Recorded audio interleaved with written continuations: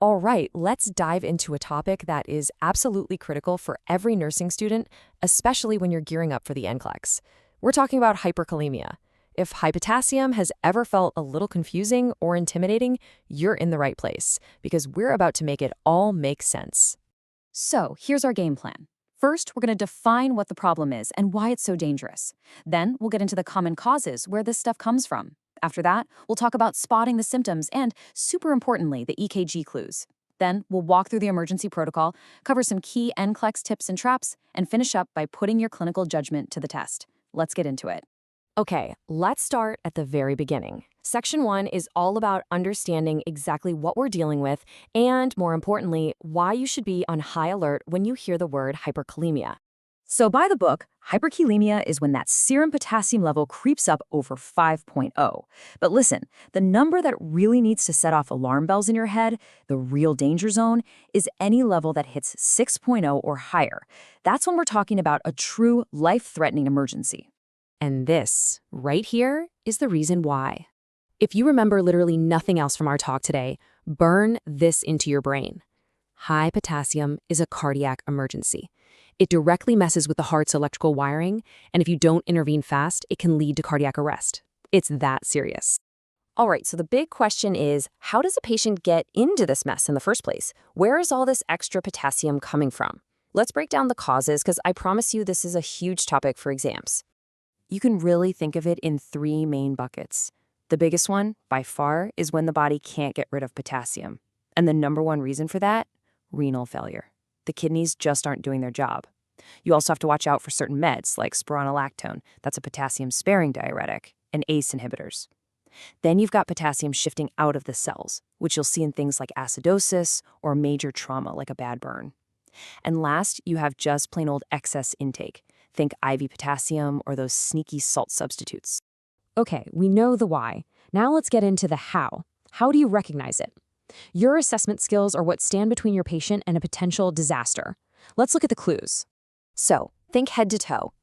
Neuromuscularly, you might see muscle weakness that can get really scary and turn into an ascending paralysis.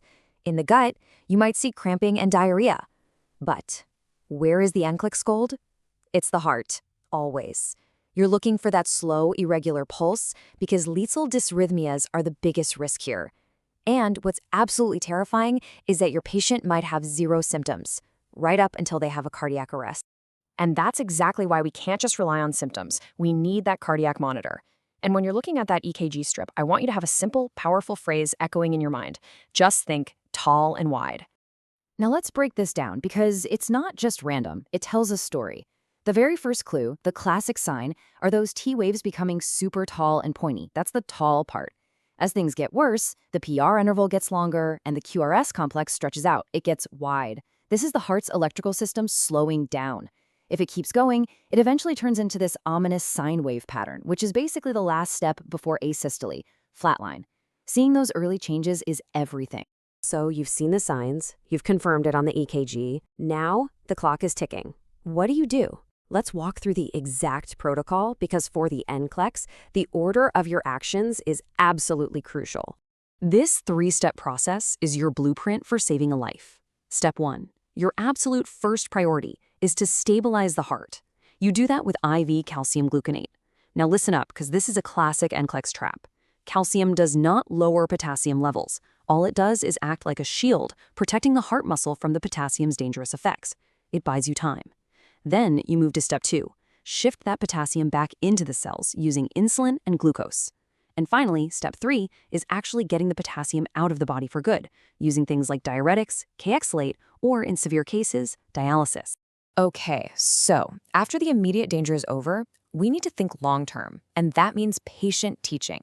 For our patients, especially those with kidney issues, they need to know which foods to avoid, and you need to know them too. We're talking about the usual suspects: bananas, oranges, avocados, potatoes. But don't forget the sneaky one, salt substitutes. A lot of those are made with potassium chloride, so they're a huge no-no. All right, let's switch gears. We're going into rapid review mode now. This section is all about locking in this knowledge so you can knock any hyperkalemia question out of the park on your exam. The NCLEX loves to see if you can tell the difference between low potassium and high potassium. It's easy to get them jumbled. Just think opposites. Hypo, low K, gives you flat T waves and constipation. Hyper, high K, gives you those tall, peaked T waves and diarrhea. Muscle weakness can happen in both, but that scary ascending paralysis, that's a huge red flag for severe hyperkalemia. Now let's talk about the traps, the common mistakes people make. Number one, and it sounds obvious, but never ever give potassium to a patient who already has high potassium. Don't miss those peaked T waves on the monitor. It's the first big clue. When you see those cardiac changes, do not wait to give calcium gluconate. That's always your priority.